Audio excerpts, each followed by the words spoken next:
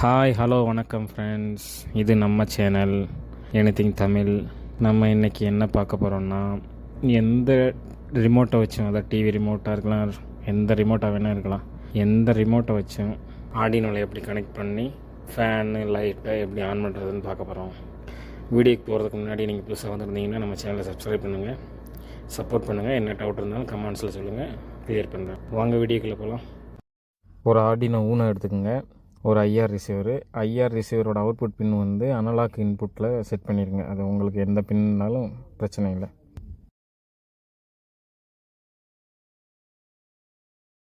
Five volt relay எடுத்துங்க. நம்ம இப்போ இங்கே வந்து ஒரு பல்பும் ஒரு ஃபேனை கண்ட்ரோல் பண்ணுறதுனால 2 ரிலே மட்டும் போதும்.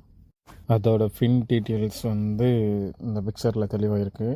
இந்த பிக்சரில் எப்படி கொடுத்துருக்கோ அதுக்கான ப்ளஸ்ஸு மைனஸ்ஸு, அதாவது ப்ளஸ்ஸு கிரவுண்டு இன்புட், இந்த சப்ளை வந்து கனெக்ஷன் பண்ணிடணும் கேபிளில்.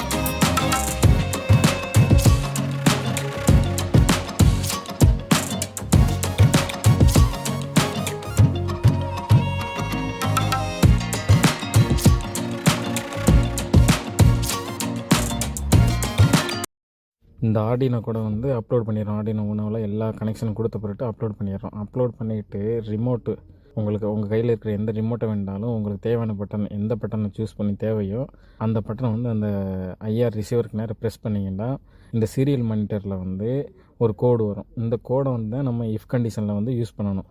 அந்த கோடு வந்து ஒவ்வொரு பட்டனுக்கும் ஒவ்வொரு விதமான கோடுக்கு நம்மளுக்கு கிடைக்கும்.